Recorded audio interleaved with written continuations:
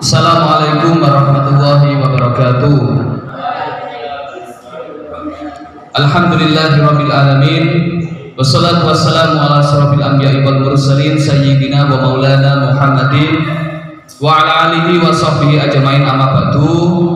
Anak-anakku sekalian, santriawan santriwati DPG Darul Ilmi yang berbahagia, alhamdulillah, pertama-tama mari kita panjatkan puja dan puji syukur kita atas kehadirat Allah Subhanahu wa taala yang memberikan anugerah kepada kita semuanya di sore hari ini, sehingga kita semuanya bisa belajar dalam keadaan sehat walafiat tanpa kekurangan suatu apapun.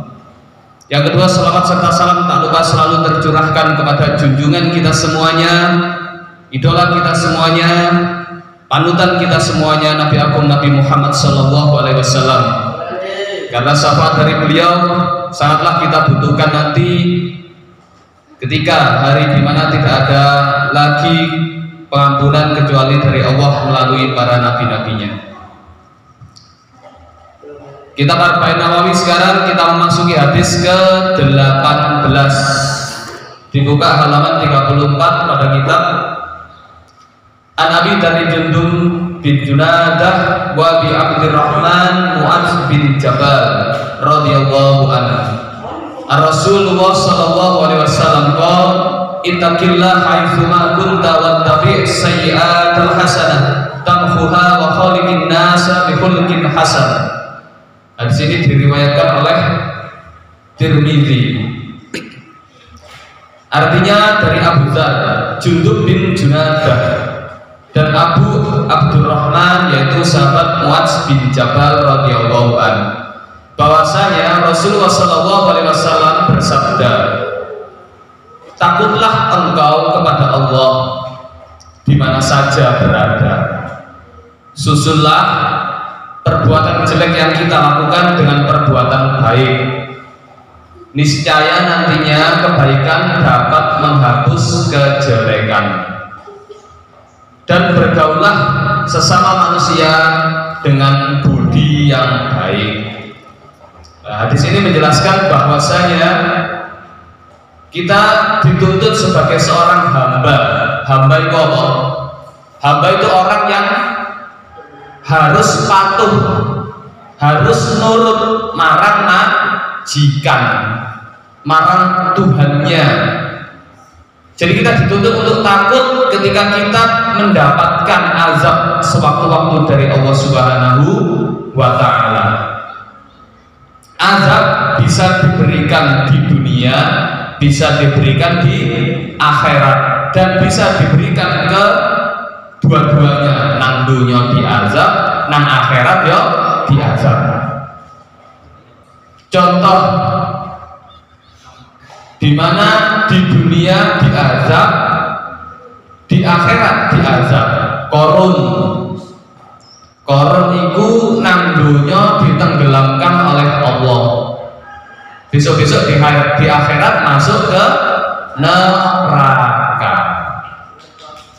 Orang mana nang dunya gak diazab, bahkan uripe enak.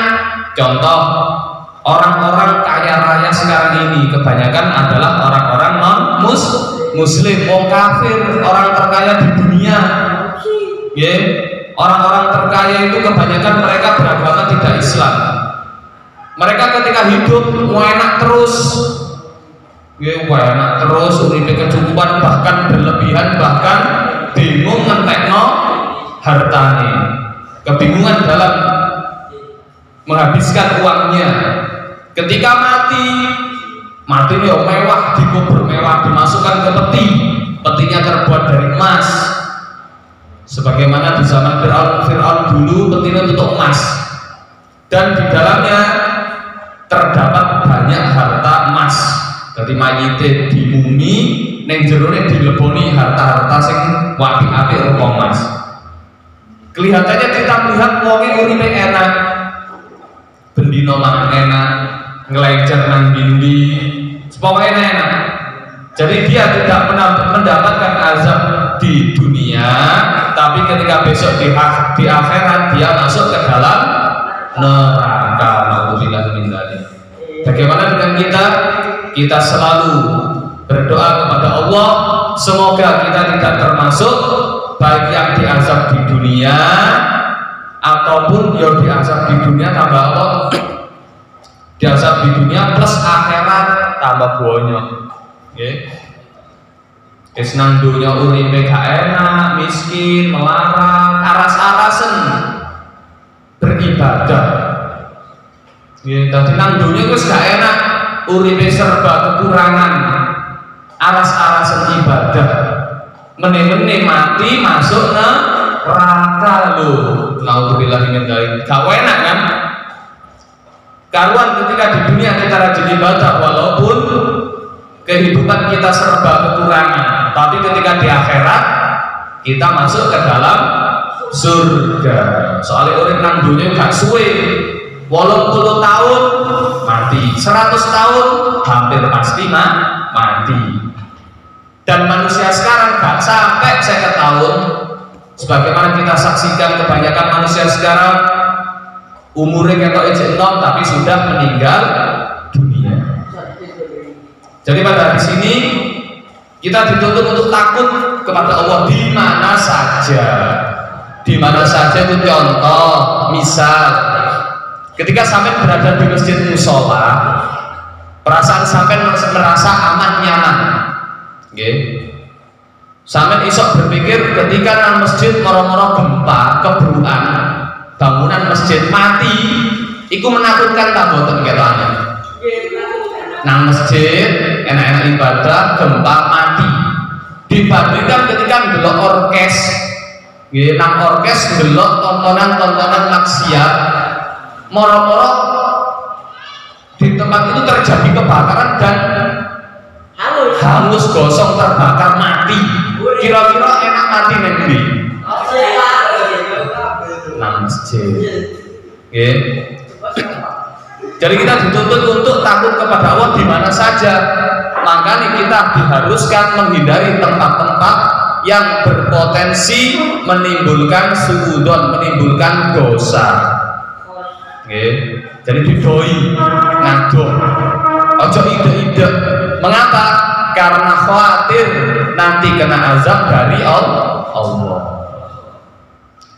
Lalu susulah perbuatan jelek.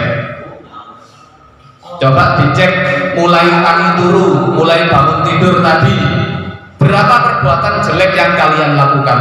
Apa ono, apa gak ono? Mesti ono, apa kadang ono, kadang gak ono? Mesti mulai bangun tidur gorong tangi wis kelarani wong tua, buka-bukane wis angel. Itu sudah termasuk perbuatan jelek. Nggih. Tangi turu wis garai jengkel kanca-kancane. Kancane gurung ketemu kanca. Garai mase, garai mbake, garai adike jengkel wis berbuat jelek. Nang sekolahan garai kancane wis berbuat jelek. Madani kancane menghina sehingga kancane iku mengaku. Itu sudah berbuat jelek. Maka pada hadis dijelaskan, tutupilah perbuatan jelek itu dengan perbuatan baik, maka kebaikan dapat menghapus kejelekan. Mulai bangun tidur, berapa kali kalian berbuat baik? Berbuat baik kepada orang-orang di sekitarmu, kepada orang tuamu, apa sudah tadi? Berbuat baik kepada adik dan saudaramu, apakah sudah tadi? Kepada orang-orang sekitarmu, teman-temanmu, cek. Apa mangisu aku meraktir konco? Apa mangisu aku garai koncoku guyu seneng? Apa mangisu aku wis membuat orang tuaku senang? Nah, itu perbuatan baik. Perbuatan baik di sini juga maksudnya beribadah kepada Allah Subhanahu wa taala. Jadi beribadah itu juga bisa menghapus kejelekan yang pernah kita lakukan. Lalu bergaullah sesama manusia dengan budi yang baik, sampai ke kanjang ambek konco itu dibina. golek kanca iku angel, ya apa? Golek kanca iku angel. Golek mungsuh iku gampang. Contoh, sampai ketika masuk SMP dulu, awal-awal masuk SMP, tola, tole, jula, julu, ya kan? Karena koncone terbatas. Golek konco isin-isin. Mas, sampe jenenge sapa? Jenengku misal Amir. Oh, sampean. Oh, aku Kotik. Omahku ndi? Jadi omong-omongan sungkan-sungkanan. Akhirnya ketika sudah kenal, sudah akrab, baru menjadi sahabat. Golek mungsuh gampang. Sampai bal-balan. Ambek kok bahkan gak kenal ya, tanding. Moro-moro ana mungsuhe ngiring bal, mbok jawejek bokonge jeblek, jungkel, wis langsung iso dadi mungsuh. Oke. Jadi bergaulah sesama manusia dengan budi pekerti yang baik. Budi pekerti yang baik itu apa saja? Banyak budi pekerti yang baik. Contohnya apa? Budi yang baik contohnya apa? Kelakuan sing apik, sing iso dijadikan pegangan ketika kita bergaul dengan orang lain, dengan orang yang lebih tua, dengan anak-anak yang lebih kecil. Apa? Sopan. Sopan santun baik dalam perbuatan ataupun bertutur kata. Apa lagi? Baik hati, ambek konco apian, gak pernah seudon, selalu berbaik sangka. Apa mana? Rendah hati, apa rendah hatiku? Tidak sombong, ojo sombong-sombong. Nek sampean sombong, hampir pasti, bahkan pasti tidak akan ada yang menyukai kalian. Kalian tidak akan memiliki teman. Akhirnya ketika kalian kesusahan, gak ono sing ngewangi, tidak ada yang menolong. Harus rendah hati, low profil, rendah hati, gak sombong. Apa mana? Apalagi?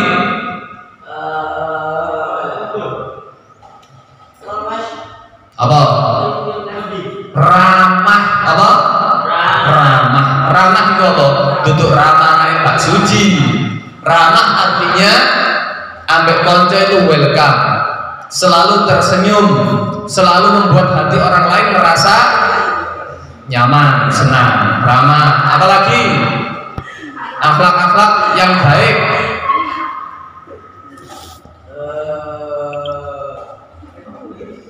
Oh mana? Dan masih banyak lagi. Nah, kalian sudah besar, pasti tahu, pasti mengerti, pasti paham. Iki apik, iki elek. Oke, pasti paham. Jadi ketika hubungan dengan manusia, kalian harus berusaha sebaik mungkin untuk berbuat baik. Supaya apa? Supaya nantinya tidak membuat kecewa orang lain. Makanya anak wong mati, Pak Mudine ngelumpukno wong, monggo kita nyakseni Pak Amirul Rizki niki tiyang awon napa sae. Ya mosok ora jawab sing awon di sawat ambek nisan mae salen. Kadang-kadang Pak Mudine niku monggo kita sakseni nggih Pak Amirul niki tiyang sae napa sae. Ya kan sae napa sae, harus sing ngono. Nek ngomong awon apa sae, kalau wong sing gak seneng dijawab awon ya apa? Ya, lah ya sakno si mayit, ya kan? Jadi kita itu bisa tercegah masuk ke surga, medeni. Kita tidak bisa masuk surga ketika ada satu orang saja yang kita dolimi. Ana siji wong sing gak seneng, meneh-meneh ketika katene masuk surga wonge angkat tangan. Ya Allah, niku tiyang niku sien nate nyakiti kula ya Allah. Mas yo amalane kata kula mboten nyepurani. Lho gak disepurani. Nek gak sih di sepurane ngono piye? Malih susah untuk masuk ke dalam surga. Ini terjadi sampai kita berbuat kejelekan, berbuat kejahatan kepada orang lain. Oke. Jadi ini poin-poin yang bisa diambil dari hadis ke-18, di mana kesimpulannya yang pertama, Rasulullah SAW memerintahkan kepada kita supaya takut kepada Allah di mana saja berada. Itu yang pertama. Jadi nang biae rumangsa diawasi, katene nglakoni dosa malih gak sida. Iku nek rumangsa diawasi. Yang kedua, banyak-banyak melakukan perbuatan baik. Banyak-banyak melakukan perbuatan baik untuk apa? Untuk menutupi kejelekan-kejelekan yang kita lakukan. Sedangkan yang terakhir, yang ketiga, pesan Rasulullah yaitu kita diperintahkan untuk bergaul sesama manusia dengan baik. Kenapa?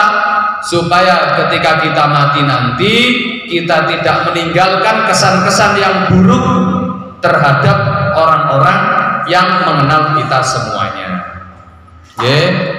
Cukup itu yang bisa disampaikan tentang hadis ke-18. Kalau akhiri, wassalamualaikum warahmatullahi wabarakatuh.